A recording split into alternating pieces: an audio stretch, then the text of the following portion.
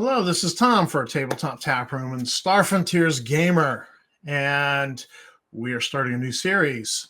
I still have to actually get back to a 5e series I didn't complete, but anyhow, I recently had a comment on a post on the Star Frontiers Nighthawks Facebook page, and it caused me to go back to the Zebulon's Guide and do some digging. And I came across an entry that made me go, I don't remember that.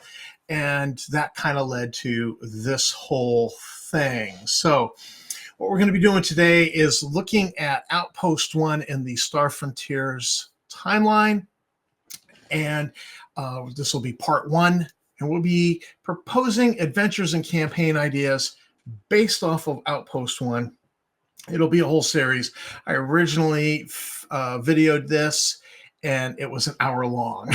And I thought, no, break it into pieces. Before I get too deep, let me just say thanks to my subscribers. You guys are great. Thanks for watching the video. Don't forget that like, subscribe, and bell icon to help me build the channel. Now, this was the original post that got me going, and I just kind of threw up there in the Nighthawks page because it would be a Nighthawks adventure. What about I found this image. It's clearly Photoshop recrafting a Starship Enterprise as the Trans Am from Smokey and the Bandit, and the lead characters from that movie their heads are photoshopped onto Kirk and Spock. And I just said, what would an adventure look like if it was Smokey and the Bandit met Greatest Beer Run, Greatest Yazarian Ale Run meets Dramune Run. And, there was some posting and some comments. And so that's what caused me to dig into this, because the destination of the Yazarian Ale Run would be Outpost 1 during the Second Southar War. And so I just started digging into it. Let's... but we have some caveats here. We got to talk about Zebulon's Guide. I am a critic of Zebulon's Guide. I'm a critic of the timeline, but we're going to be cherry picking the timeline because we just do that. Okay, fine. I'm a hypocrite. My hypocrisy knows no bounds. I love the movie Tombstone, and this is where we're at, cherry picking. So, caveat on, yes, we're talking Zebulon's Guide, but who cares? So the first point in the timeline that I want to look at, this is the only point we'll look at today, is FY80. The Sathar capture a non-UPF system between Solar Major, Solar Minor. They dub it Outpost 1 and enslave its inhabitants. Construction begins on the planet-wide military and industrial complex intended as a permanent base for incoming Sathar supply ships. All right, yeah, there's some grammar mistakes here. Captures should be captured past tense. All right, my bad. Spell check got me on that one. So here's the thing. The implication of this statement here, the thing that jumped off the page was enslave its inhabitants. There are people living on this planet. Who's living here? Who are these people is the optimal question. There are a couple different options that you have with this. Number one, somebody evolved there. Well, who evolved there? You can create a species if you're interested in doing that. Maybe you have a favorite species that were created elsewhere. Maybe you like the Vargar or the Aslan from Traveler. You want to put them here. You could do that. Maybe you have a favorite species. You're a Star Frontiers fan. You've been a fan of the magazines. You've been reading the magazines, and you know that in the first 25 issues of the Star Frontiersman, there were a lot of player character species introduced. All right? Pick your favorite.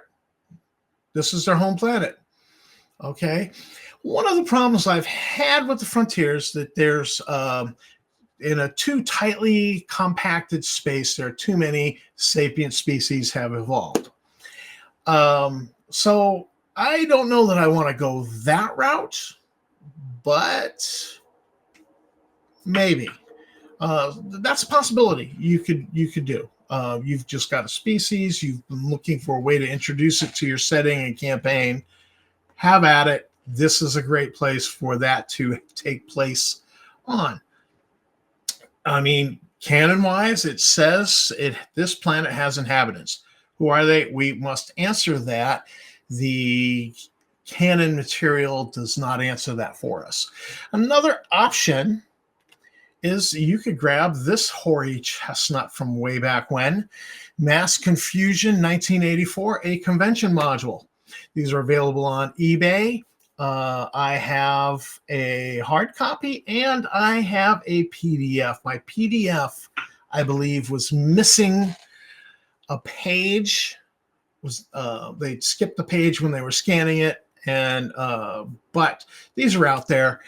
You might have the PDF that's missing a page, or you might not. I think I redid the PDF by taking the staples out of my copy carefully and then pulling the page and scanning it nice and putting it all back together. So Trouble on Janus. There's a few problems with it. It reads like a Traveler adventure remade into a Star Frontiers adventure. It has a certain Traveler feel to it, like the writer was more familiar with Traveler than Star Frontiers, at least in the beginning. You could use this as a great prequel adventure to the whole Outpost 1 dealio, with the caveat that the frontier at large cannot know about this planet. And that's easily done by just, you say, all right, the corporation that has established an outpost here, established farms and a little starport and so on and so forth, is keeping this place secret. Anybody who works here signs an NDA. One of the benefits of using the Janus material is the Sath, spoiler alert, the Sathar know about the planet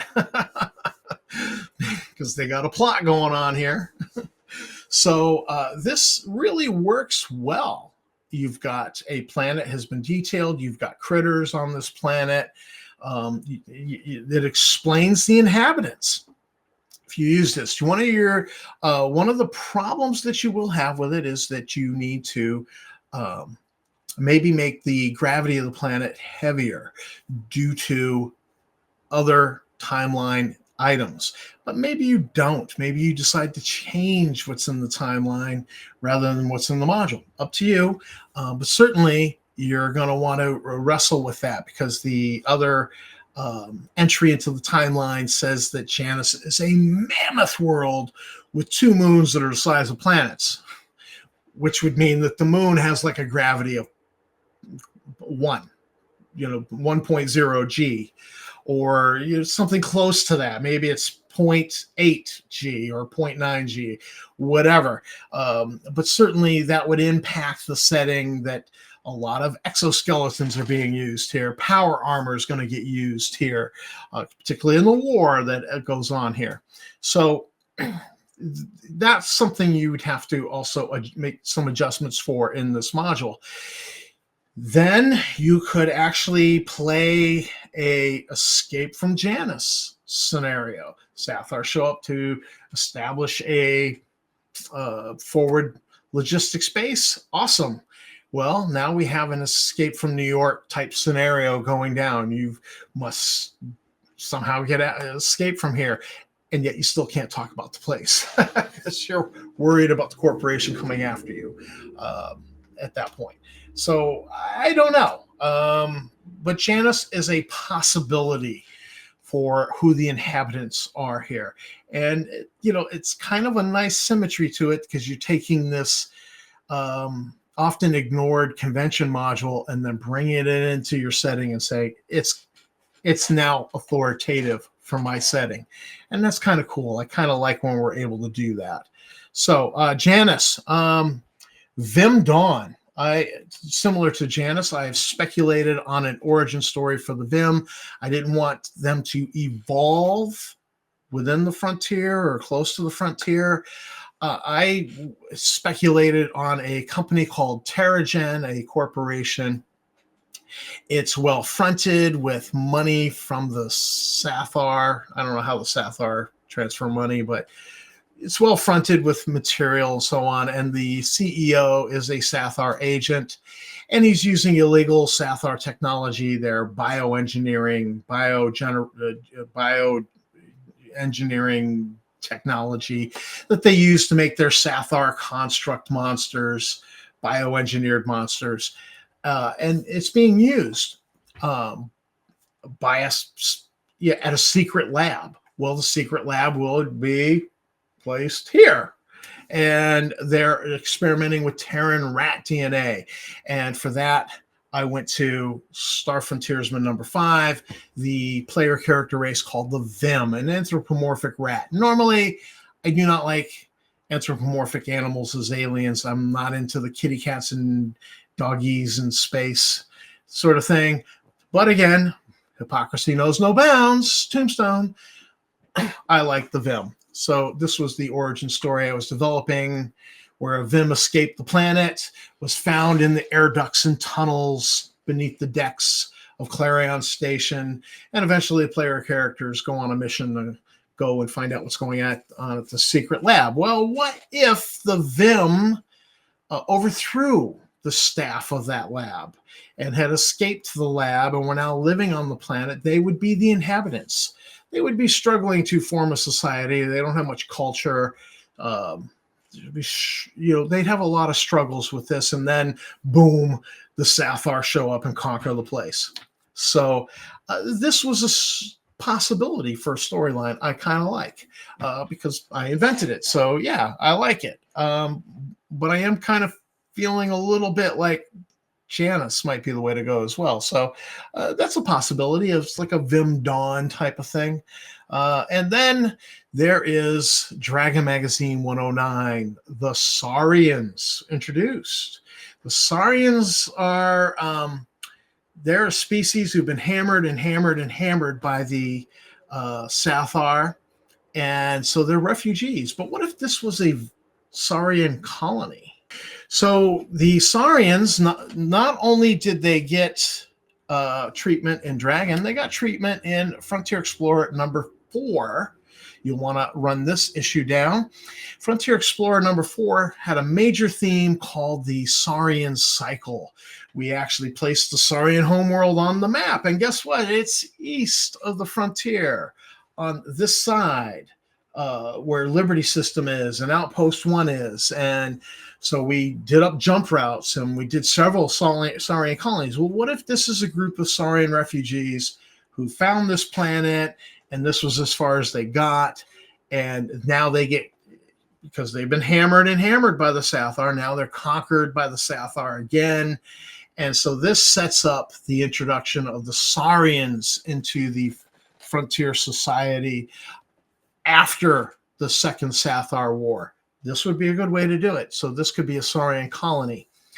Although that doesn't set up a prequel adventure per se, but it does give some nice groundwork for, we're going to now take some of this optional material that was in Dragon Magazine and make it canon for our particular game.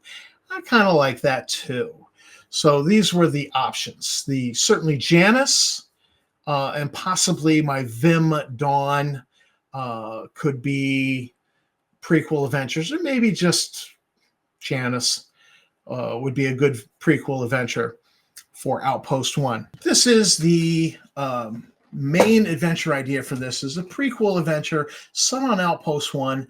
Largely, I would go with the Janus option, but if the other options have any appeal to you, or other explanations for that inhabitants being there work for you, go with those. So this is Tom for the Star Frontiers Gamer and the Tabletop Taproom, with options for Outpost 1 in your Star Frontiers game, a prequel adventure that explores who are the inhabitants of Outpost 1 before Outpost 1 is even really discovered during the Second Sathar War.